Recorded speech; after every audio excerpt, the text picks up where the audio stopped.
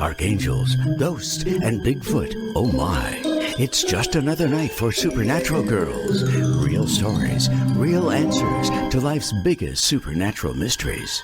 And now for another exciting interview with paranormal experts from this world and others. Here's your host, paranormal researcher Patricia Baker, on the one, the only Supernatural Girls.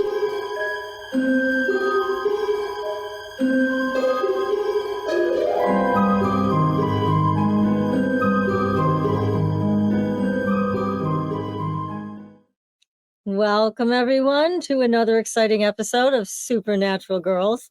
I'm Patricia Baker, your host, and I'm here with Miss PK, my co-host, with her lovely background with a grand piano. Well, of course. I just wanted people to know I'm very talented.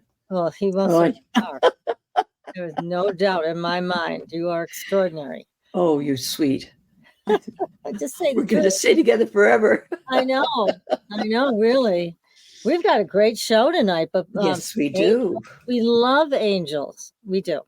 And we have Dr. Scott Guerin with us, and we are going to learn things that we didn't know before. So can't wait to get him on. But you've been looking at the numbers. Yes, I have. Yeah. It's a new month, remember? So it is a month of change, good to bad, bad to good. But there is a luck factor that goes with this month. So if you get a little inkling, maybe to dabble in a little sleight of hand or whatever, try it. You'd be surprised how things could work. It is also going to be a month where people are going to be having graduations, weddings, all that fun stuff goes on. Overload June. That's what we should call it. And because it deals with a lot of changes, it like I said, it has that luck factor that goes with it. But change also creates speed and trying to do things in a hurry. So slow yourself down because you can, shall we say, undo damage when you don't need it. So you just want to make everything much better. A lot of good possibilities, like I said. There is that luck factor that goes with the 5 because it's about change, and you'll have opportunity to dabble in things that you may not have ever thought of before. And so that makes it always really nice because that way you get yourself prepared for the summer coming up with the summer solstice, the 20th, 21st of the month. So there's a lot of stuff that's happening in June. Weddings, graduations, Father's Day, and some divorces. And I hate to say it that way, but it is about change. Some people that have been pulling things together because of what the economy's been doing to them, and they've been holding on, and I've gotten people calling me and saying, I've given up. It doesn't matter. I'm quitting right now. I'm going to go on and start my life.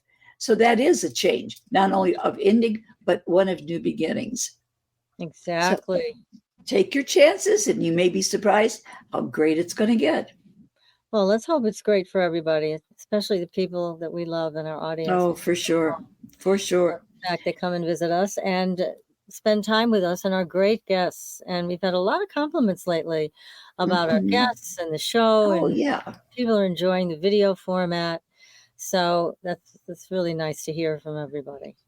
So it definitely is. And it's nice to hear what they have to say about different things that are ongoing. And by the way, if they go to my website, patriciakirkman.com, once a month, I do post what's going on for the month.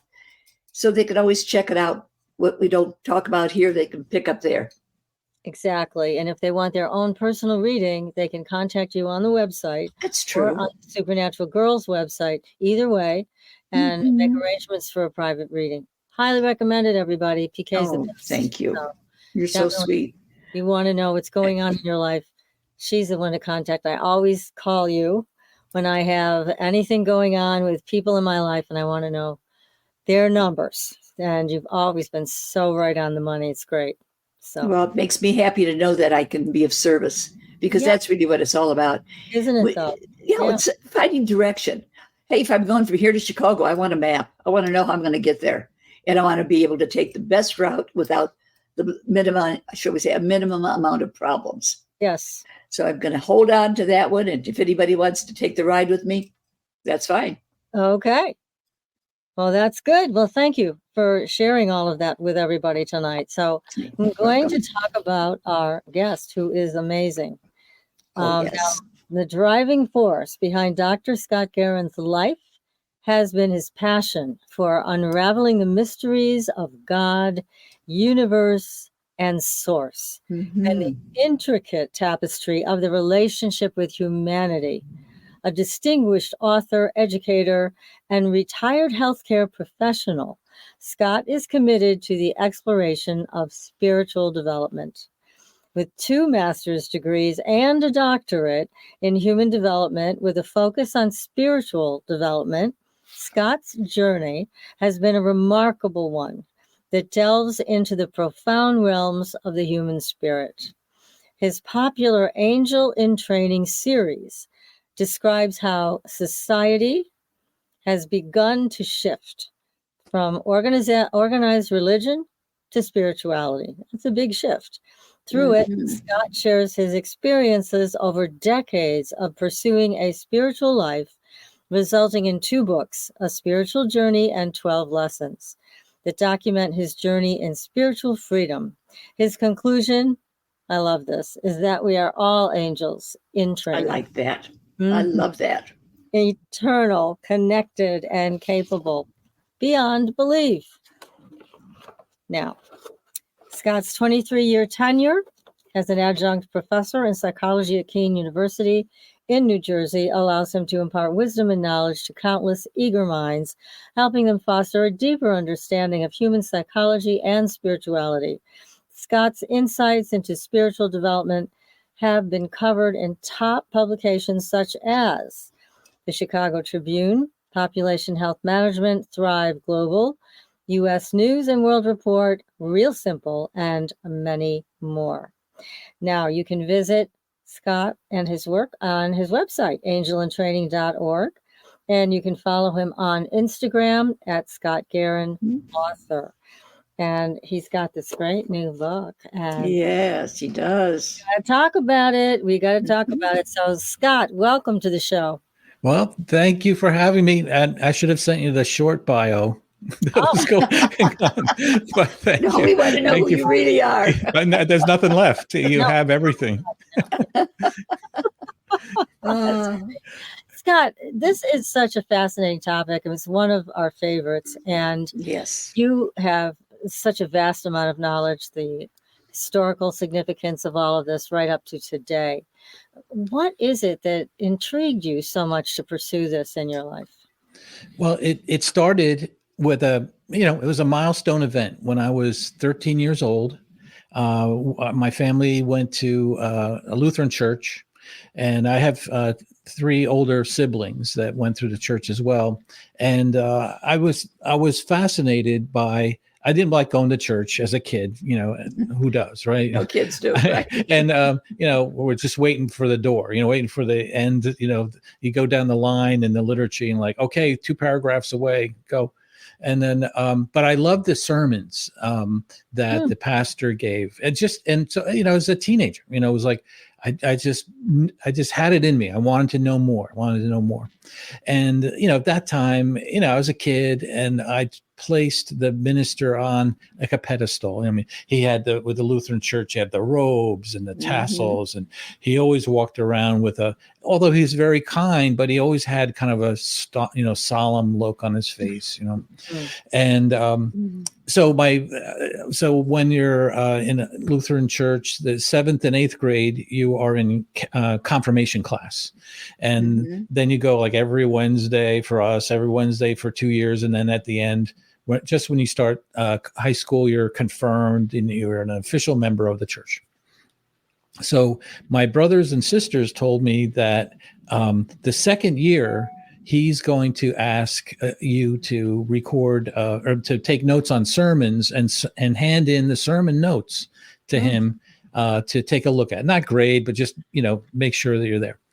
But I was into this. So 7th grade, I started taking notes, right, a year in advance. And I was a horrible student at school, but I was into that. And I kept them.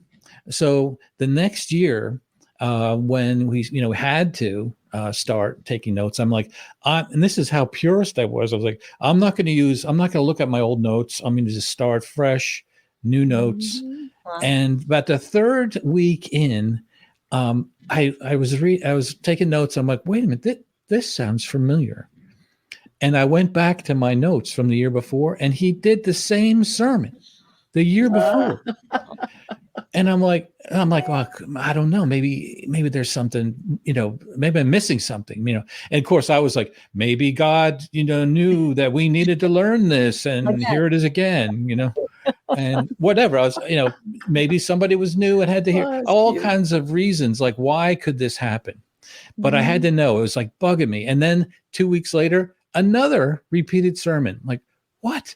So I didn't really talk to my parents about this, but I was like nervous. I wanted to know. So after the service was over one week, I see him and there wasn't people around him. And I went up and I said, Pastor, I noticed that, I really love your sermons. And I noticed that you were repeating some from last year. And I was just wondering what's the answer for that? Like, what do we need to know? And I was like zeroed in, and he looked at me and with a strange look. And then he put his hand on my shoulder and he said, Scott, this is a tough job. And like right then, I could feel like a crack go down somewhere inside of me. Like, what? He was supposed to have all the answers. He was at my pathway to God, And so right then I knew that shoved me off my foundation in a sense. Like, I've got to go on my own and figure this out. There's got to be other ways, other sources. So that kind of started my journey, back then. And I went through, years. Shortly about 2 years after that, my family went into the conservative Christian movement, the born again Christian movement, and everyone kind of went that way, and I kind of liked it because it was informal. We went to a non-denominational church. It was informal. People talked about having a personal relationship, and like, yeah, that's what I want. That's what I want. And I was initially, that's what drew me into that. And being passionate, I was like all in to that. Right. So I got all into the, narrowish, theology. And I love the love. I love the people, but that sin factor and, the burning in hell, like it was a nagging thought. It was a nagging thought that I stuffed away for years. One night, and I'm very fortunate to have about 7 friends of mine that we all grew up together, starting in kindergarten. Right. And we go on trips every summer. And so I'm still, oh yeah. That's marvelous. It's great. Yes. And so 2 of those friends, back in high school, and I was into my religion, and I'm like, hey, guess what, guys? We're hanging out in his basement. Like, guess what? What? If we all died tonight, I'd be the only one to go to heaven. Like, what do you think of that? And I just thought that they would go like, wow, tell me more. No, but that wasn't it. No, they were very upset, very angry. And how could I, blah, blah, blah. And my one friend who was a Catholic, he ended up just saying, look, thank you, but no, I'm not doing this. And then my other friend kind of got mad for quite a while. But over the years, I had this kind of nagging thought.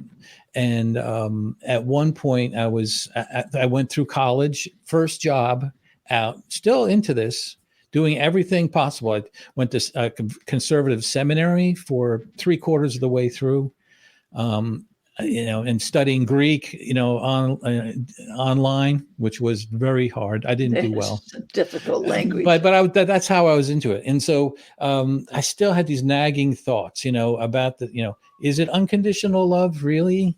It sounds like there might be a condition here, but, I stuffed them away because I was into it. And then my first job out of school, I was in the office, and then I was always trying to get the conversation about religion, because I'd kind of trained my mind to take anyone's religion and like, nope, this is where you're wrong. This is where you're wrong. This is what the Bible says. This is where you're wrong. I was an expert in that. And not that I wanted to convert them for any other reason, but just because I felt like I was right and I enjoyed the good side of that, of the whole connection to God and that type of thing. But this one woman that I was working with said, hey, Scott, you talk about religion every now and then, and I see you're very passionate about it. Like, tell me how you got to that. And I said, well, I studied all the religions, all the other Protestant religions, all the, Buddhist, Hindu, and others. And I came up with that this is the true religion. This is what I've been looking for. And she said, and I don't know why, I was like, that time, it just stopped me when she said, I think you should keep looking. And all my nagging thoughts kind of came to fruition, and like, oh, I gotta back off of this. So then I went into Presbyterian church, which is certainly Christian based, but not as, heavy handed. And I threw myself into that. 12 years teaching junior high Sunday school. I was an elder, and doing all I still am. They say it was a anointed position, but still, I threw myself into that. We had a sermon, guest speaker comes in, talk about fasting. Guess what I did that next month? I fasted 2 or 3 times, a month. And because I was like pursuing. Despite all of that, I got married, had 3 kids, and my life was falling apart. Relationship was falling apart. We had money issues, ended up being divorced. And then the first 2 years of divorce, very tough. I had 0 money. Everybody was mad at everybody. And I'm not saying I was like, I handled myself the best way either. I was, in my 20s. But anyway, I was, I had my own apartment, living, less than paycheck to paycheck. And I had a hearing. It was like a court hearing or something coming up. My attorney wasn't returning my calls, probably because I owed him a lot of money. And it was a rainy night. I was over a liquor store. And I prior to that, I'd started drinking a lot, just to numb the pain. And then not when the kids were around, because I wanted to be functional. And but the weeknights, and then this one weekend I wasn't they weren't here, and so I just got depressed. I'm like, this is I can't get out of this. I can't see a way out of this. And so then I'm like, I remembered I had a insurance policy through work, like an automatic thing that I doubled or whatever. And it was worth, I don't know, like $200,000 or $300,000. And I thought, you know what, maybe that's it. Maybe I could get rid of my pain and they could get some money. My ex-wife was already dating someone else. Well, and he was a good guy. I liked him. He reminded me of me, actually, which was weird. That's why you liked him. I know. Yeah. But anyway, but that night I was just all hope. Everything was dark. And I was and still am a big fan of motorcycles. And I had one, a Honda CB 1100F, 1100cc motorcycle, lots of power. And I'm like, you know what? I know exactly what I could do. I could get in New Jersey, Garden State Parkway southbound. I knew exactly there was a bend and a big open area that didn't have a guardrail, not open area, an open section to a overpass. So 20 by 20 foot solid block of concrete. Oh. And I'm like, all right, I can easily get up to 125 easily. And then this could all be over. And so then I thought, like, oh, what about the suicide clause? It's like, what, if there's, and some, like, so I can't, I was going to take my helmet off right before, but no, suicide clause. No, I just have to wing it. And hopefully I won't end up maimed and somebody have to take care of me for the rest of my life. But I got, well, we'll just have to take chances. This was a way out. It was a path. And so would you say, that this was your dark night of the soul? Oh, I think at least that. Yeah. I mean, I've had that experience, and I didn't get to the point where, and I didn't tell you this yet, but I decided that that's what I was going to do. I decided to take my life, and I'm not proud of this, and I'm just coming out to talk about this openly. But what happened was I had been drinking, so I had like a bottle or so of wine. I mean, a little wobbly, but I'm like, that's it. I can't do this. I was heading out to get to my bike, and I go to my kitchen door, and it's locked. And I'm like, so I turn the fob, and I'm pulling and pulling, and then the door burst open back to me, like with a force. And I didn't, and it threw me back on the ground. I woke up maybe 3 or 4 hours later because it was very late at night. Goodness. Sun was out, and I had to go to work. I guess it was like Monday morning. So I took a handful of Advil and went to work. And, looking back, I'm like, could it have been me just pulling the door? Was it divine intervention? I really don't know. But I was a hair's breadth away from just going a different timeline, if you talk about that. And so from then on, I'm like, okay, I'm taking a break in limbo. And I felt like I was kind of like in an ocean. If you're floating in the ocean, and you're over your head, but you're floating around. But then all of a sudden, maybe the tide brings you in, and then your foot hits the bottom, and it's like solid, like there's something solid there. And that was my first kind of thought of like, okay, I'm back, I'm here, I made it through this. And then I said, all right, I had to know about the spirit world. I knew it was out there. I wanted to connect and forget everything religion taught me, because that was nothing. That taught me nothing. That did not save me one iota.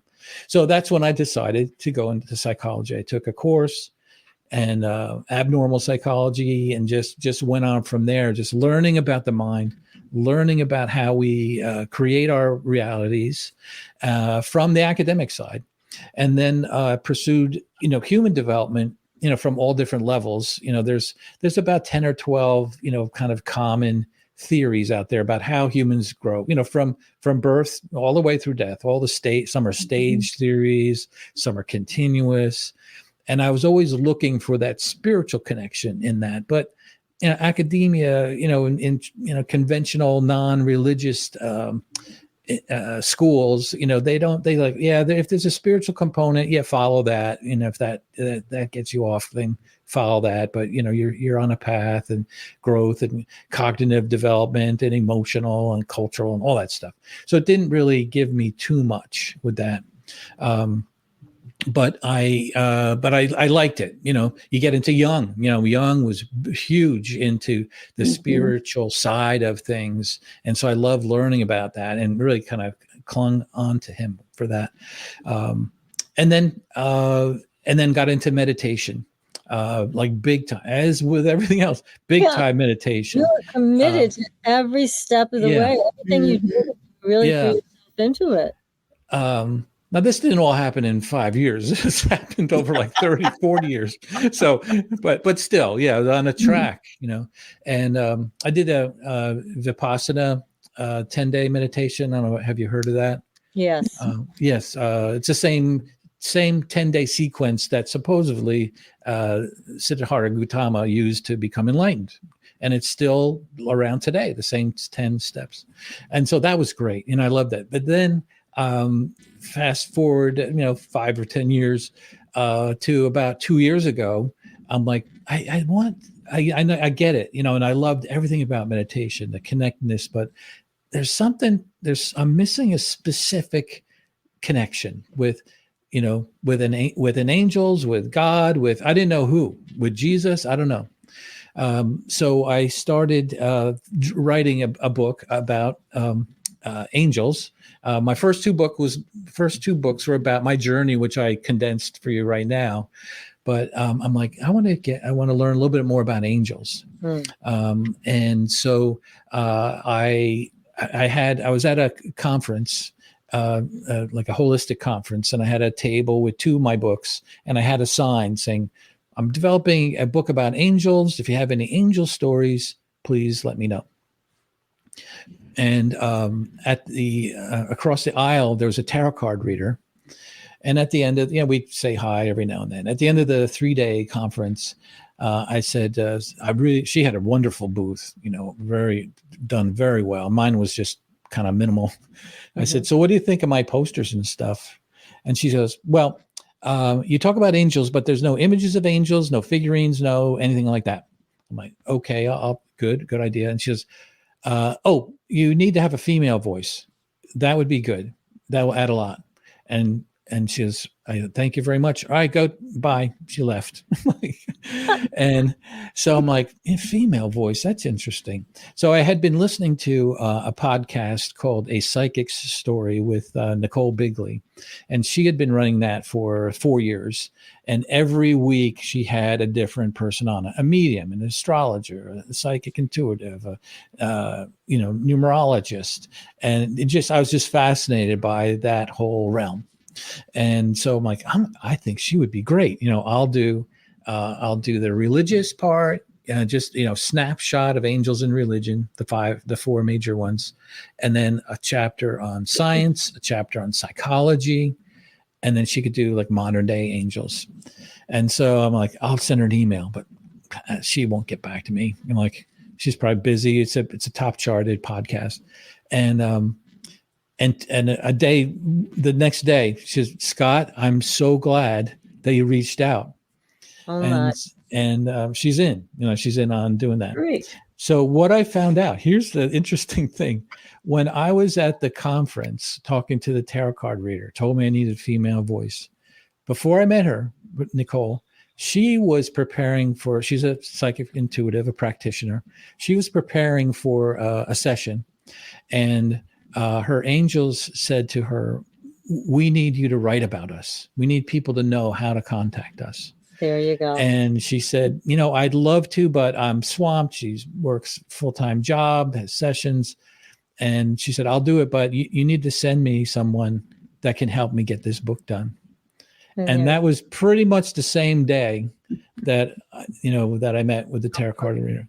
Oh, and then, yeah, I know. So God makes no mistakes, does he? Oh, beginning of the book, it shows that this happens. You ask and you receive. Yes. And this is what I know our audience wants to hear about, because these are some tough times for people. Oh, heavens, yes. And people want to know how to do this. How do they work with their angels or a spirit team or whatever you want to talk about here? But they're anxious to hear from you on this and incorporate it into their own lives. So that's the thing. And I believe that this is why I'm here on this planet at this time, because, to me, talking about, intuitives and psychics and people who talk to angels all the time, I was not that one. I'm not that guy, at least up until a year ago. So I believe that I'm here to help make the transition, because I came from all that, what I just mentioned, and wanted to know how to connect. And so that's why we developed the book, is to do just that. And so for me, the first step was to, get to step 1, a spirit team. All right. What's a spirit team? Okay. And I learned from Nichole and others, like, okay, we all have angels. We all have, loved ones. We all have spirit animals. We just need to connect with them. Like, okay, well, how do you do that? So my first thing, I read an article about a spirit animal. I'm like, I would like, now, up until now, I have no spirit anything, worship, think about Jesus and at those times and Holy Spirit and get general feelings. But they said, okay, to get a spirit animal, you just ask for one. Please provide a spirit animal to me. So I did that. Next morning, a leopard in my mind's eye, there is a leopard right here, Shira, who has been here since I asked, like 9 months ago. And she's my spirit animal, very real in my mind. And I tell my friends, those friends that I mentioned, they're all engineers, very practical people. And they're like, okay, Scott. Yeah, good, good. But that was my first kind of inkling with that. And then the second member of my spirit team appeared, and I didn't even ask. Growing up, we had a family friend who my two brothers, and I wrestled. He was our wrestling coach.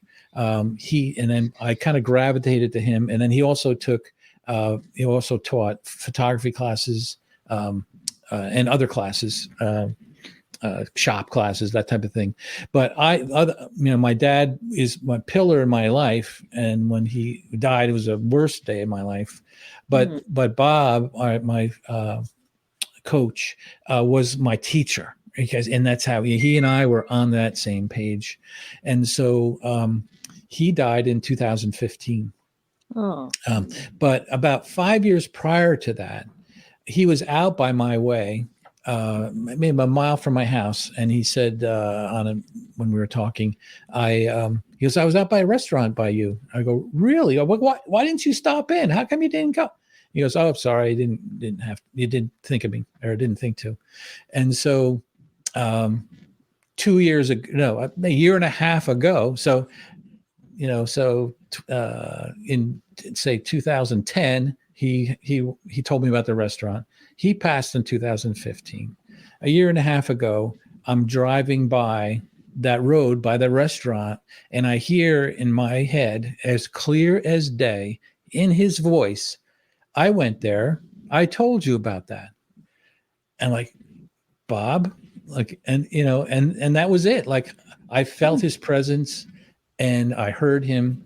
And so I welcome him. And that's part of how you do this, is you welcome and you ask and accept whatever comes up. And so that was my second member of my spirit team, as Bob, and he's there, right now. I can feel him right here, right by my back. And so that kind of opened me up to like, there's something, there's definitely something about this. And so I started really digging in deep. And, for me, and what I've observed over the last year working on the podcast, meeting a lot of intuitives and psychic practitioners, to me, there's three ways to get to connecting with angels in the spirit world. Mm-hmm. One way is you're born with it. You're born with it. You just come in. People, as early as I can remember, I was I had a guardian angel with me, and my parents told me about blah blah blah. The second way is through trauma, or a really dark time. Definitely. Where a person is pushed out of their reality. Mm-hmm. And then the third way is the long way, which is I said that's the way I've been taking, is the long way. A year and a half ago, I would say I don't have a psychic bone in my body. I don't have a spirit team, now, because again, I applied that passion to connecting, asking, and learning, and learning how to do it from a variety of sources. Some don't fit me, and some did. So for me, quieting the mind in meditation, maybe because I was so used to it, was a big factor in that, and just getting to a place where I knew I could be receiving. Do you see spirits around other people? With mediumship, there is a lot of people who can do that now. And is that a talent of yours as well? No, I think right now for me, it's clairvoyance. So in this, my journey in the last few months, I'm like, okay, I'm going to double down. I'd like to think about, see about, being a medium, and expanding my psychic senses, because Carolyn Mice, right, the medical intuitive. Yes. Right. Years and years ago, she would do this phenomenal session with somebody on the stage and have a doctor confirming what was going on, and then I'm like, wow, that's incredible. She said, everyone can do this, we all can do this. And then I heard it like over and over again, you can do it. I'm like, shut up, I don't have a psychic bone in my body, what are you talking about? So I had kind of introduction into the spirit team, being open and asking. And then I'm like, I'm going to take a class. And so this one woman, Carolyn Swift Jones, is a medium, and she was teaching a class on how we can all be mediums. And then her definition of medium is not just past lives; it's connection with your spirit team, and your spirit team can be archangels, can be deities, can be a loved one. That she kind of has a wider definition of that. So she was teaching this course of how to become a medium for 40 years. 40 years she's teaching a class. I'm like, I have to do this. So I signed up like 3 months in advance. And she takes the students through a lot of different steps to kind of get you out of, thinking out of this third dimension, time-bound physical reality. We have to open up our minds a bit. And two of the things that she does is, one is Mozart. Listen to Mozart, and then listen to the sub melodies, from the oboes and the bassoons, and you'll hear them pulsing. And then after a while, she would talk more about that. She goes, that's how spirit works, is pulse, pulse, silence. I don't know if that makes sense to you folks, but that's how. Yes, it does. She said that's how you do it. And so I started doing that like all the time, right? So that's what I do. And then in the classes, she would add on other things to do, like in a darkened room where it's safe, you walk backwards in a room, you walk backwards in a softened gaze, and you can start seeing things, if that's where you're at. I didn't see anything in particular. I thought I saw some shapes forming, but in any case, a class like that was excellent in putting through maybe a dozen exercises to open up your psychic senses and reach out to your divine. And a lot of people, as you mentioned, automatically have people with them. Like PK, your mom is almost always with you, right? Yes, definitely. Yes, have seen her so clearly, they think she's alive, walking around your wow, they misunderstood her for me. That's how much it was, how strong it was. Yeah. Wow. So it's interesting how we can, attract people like that, or they just naturally have a bond like you do with your mom. And then there's other people. Chanel, can you put up that picture of the angel that I sent? Yes. This picture was taken by a dear friend of ours, Betty Andreasen's daughter, an extraordinary woman. She was able to take pictures. She'd see lights in her backyard. She'd snap a picture, and then this is what would come out. Wow. And also, she would be able to speak in, I guess, what's called the angelic tongue. So there was such an amazing relationship that, like you said, some people come in with it, some people have it naturally, right? And so she was always able to take these amazing photos, which I'm glad to share this one with everybody. And she was quite psychic, quite a medium herself. Unfortunately, she's not with us on this side of the veil. But her photographs were extraordinary. Definitely. And too, it helps to see. I know your friend first said you don't have any photographs, right? And it does help to see something strange and unusual like this. I think that gives people hope. Yes, they're really here. But we have to remember, you probably know, we only see like 0.004% of all the electromagnetic waves around us, I think part of the process of opening up and asking is a little bit of reworking our neural systems, to be quite honest. To be able to see things that we haven't seen before. And there are things that we don't know, like why can, two people be in a room and one person sees an angel and one person doesn't. Like, how does that work, in a sense? And I think the answer, it's a whole nother conversation, is our dimensional reality. We're multidimensional people, and we're living in the third dimension right now. But we can dance into the fourth dimension.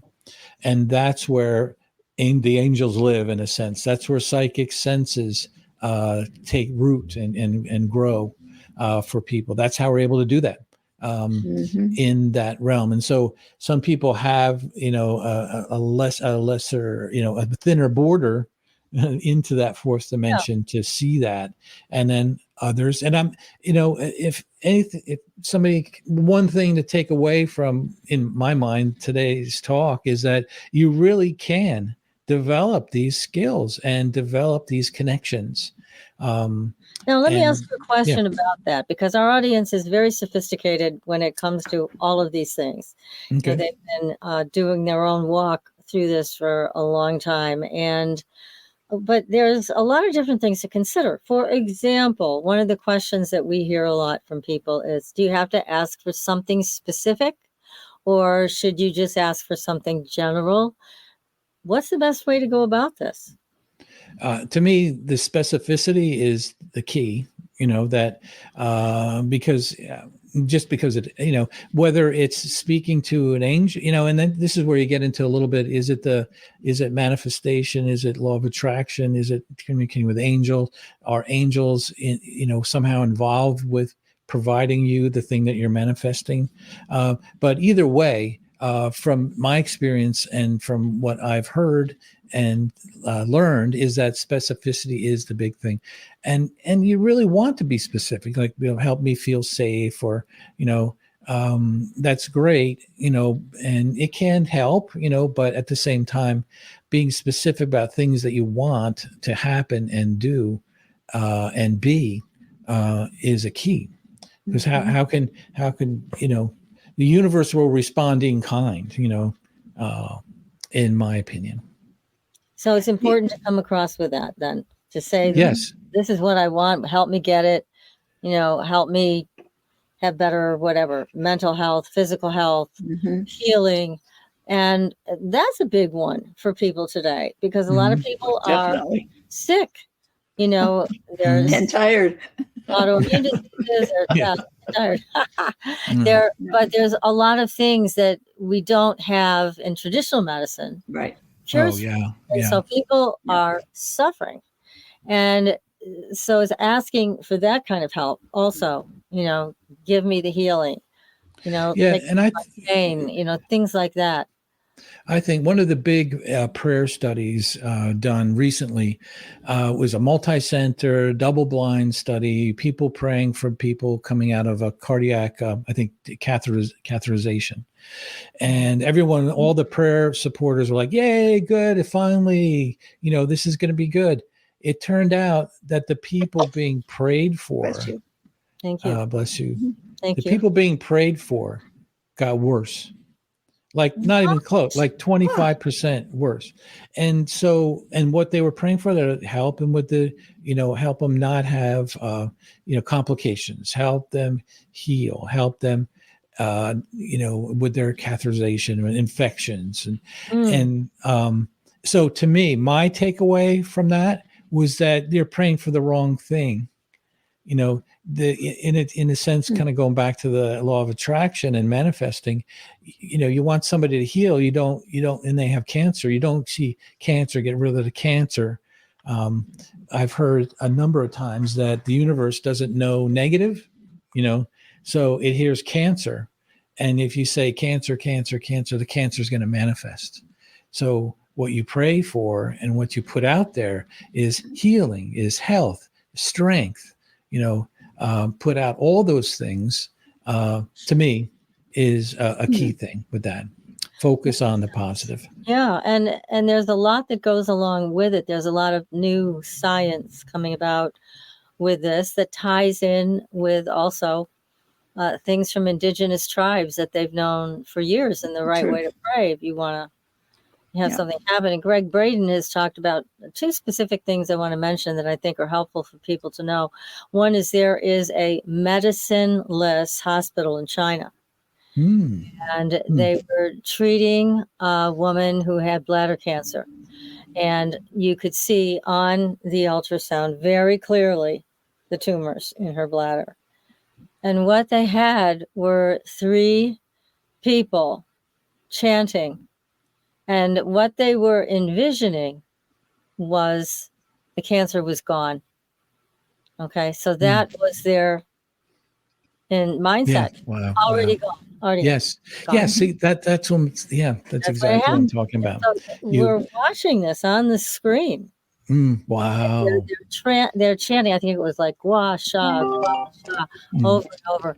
And then after a few minutes, you are seeing the tumors Wow. disappear, Incredible. Incredible.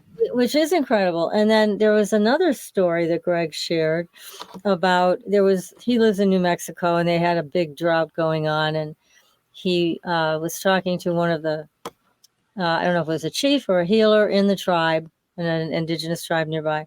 And he said, well, I think we should go pray for rain. And so he went with this gentleman to go pray for rain. And so they prayed just a few minutes. That's it. Prayed, and skies opened up. Rain, Yeah. too much Yeah. rain. Oh. So Yeah. Yeah. why is it raining so much? And he said, well, I prayed as if the rain had already happened, and like my ancestors did. But what we never figured out is how to stop it. Oh, Wow. Please stop the rain. But again, it's seeing it happen, as praying as if it's already happened. And I think that speaks to why things weren't working properly in the way people were praying for this person that you mentioned. But I think the topic is fascinating about asking for angelic help to have it happen in the future, which is the future. Yes. It's now. good point. Yeah. Yeah. And believing that, and believing that it's going to happen. Do you think there's a difference this is going to sound strange, when we pray, many times we ask for things that we really don't need. So do we pray for need or pray for greed? How does that parallel out? Well, what I've learned is to pray for things and, and set my intentions for only the things that are for my best and highest good. Because I don't know everything. I don't know my path. I have like a flashlight that goes like 10 feet ahead. And so to me, that's how I feel good about what I'm asking for, is to make sure that happens. That makes good sense, because I think about it, it's like a child going into a candy store. You give them one piece of candy, they feel elated about it. But they're going to walk out wishing that they had more of a bag of candy as opposed to that one. Right. And so do we get our prayers somewhat convoluted because of thoughts versus needs? Yeah, our limited perception, our time-bound existence here, density, we're looking for ways out, I think, a lot of times. And we take anything that would provide some sort of alleviation of that. I think that's important. You can't pray, just say, send me the good stuff, right? Yeah. Well, and here's the thing, and I'm working on a book with a friend of mine called The Healed You, and he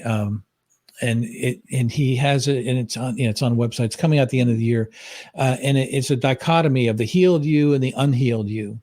And it's a dialogue back and forth, or like it juxtaposes that great idea. Yeah, to keep exactly. It's coming a lot from spirit. I'll just say that. And but it's very dynamic. As a psychologist, it's very dynamic. It's a very powerful tool. But anyway, that's the vision that we kind of set up in the book, is think of the healed you. That is you. That's the real you, is the healed you. Mhm. And Because now, that's what God wants, and that's what Yeah, angels that's want, right. is for you to be Yes. in harmony, for you to be healed. And this Right. sickness thing is so not what Oh, is heavens no. wanted by anybody, but Yeah. we find ourselves there and keeping ourselves stuck in some unconscious way. That book Yeah. sounds terrific. Yes, it does. And then it was inspired by me. Story. Well, and why not? Why not? But what I found myself, and I know I guess we're running out of time, but the story was that about 6 months ago, I had dreams, and these dreams were very, very vivid, and it took and it was like that. What's that movie? The Christmas movie. Well, the angel comes and brings them back through time. Jimmy Stewart. Yes, The Wonderful Life. But it was very much like that, but extremely painful to me, because it brought me back. If you remember about the time when I was divorced and all that pain, I would be in those situations or screenshots, and I could feel what I felt at that time. And in the upper left corner, there was a bluish type of blurred figure, definitely an angelic or spiritual being there. And it was like me sitting and watching this thing. And I had felt bad for decades, 30 years past my divorce. I'd felt so bad, that I messed up, even though, blame goes to everybody in one sense. But I felt bad that, my kids should have had a better life and blah, blah, blah.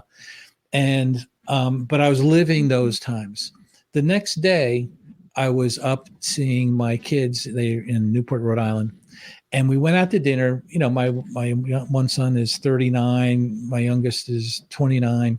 We went out to a bar. We rang up a high bill. We had so much fun.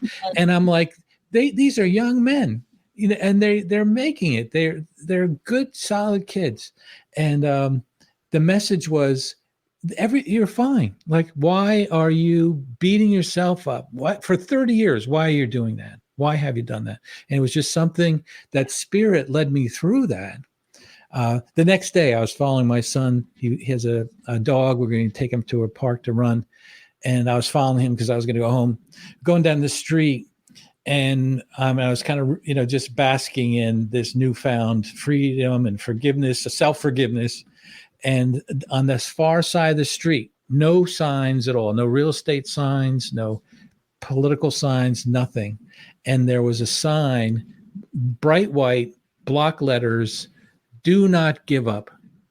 Ah, how perfect. Wow. Yeah. So that's the type of involvement I say when people say, well, why should I get involved with angels or spirits? People that are religious, they're moving away from religion. Mm-hmm. Why should I do this?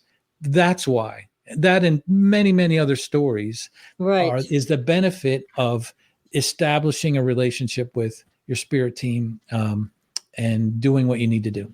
Exactly. So much synchronicity with those kinds of things. It's amazing. Yeah. But wonderful to have you on the show. And thank you. Your new book, Looking for Angels, everybody. That is the book to pick up and read. There it is, Looking for Angels, a guide to understanding and connecting with angels, where you get a lot more of information and specifics from our guest tonight, Scott Guerin, Dr. Scott Guerin. So, but thank you so much for sharing your personal stories and trials and tribulations. It helps everybody to hear that. Definitely. Yes. Well, thank you. I hope the conversation helps serve in some way someone who needs it. I'm sure it did. Yes. No, we loved having you here tonight. This was very inspirational. And in your experience is something that I know everybody will take something from tonight. It was good. True. Thank you so much. All right. Thank you, Patricia. PK, appreciate it. Keep us posted on your next book. It sounds extraordinary. So we want to have you back. Okay? Okay, will do. All right. Well, I got to wrap up. And next week, we'll be back with Michelle Clare, medium. She's going to be offering free readings. She's going to top notch. Who's right? That's right. I'll be there. All right. Good. I'll listen in. Yeah. So until then, everybody, we will see you on the Blue Highway. Good night. Good night. Good night.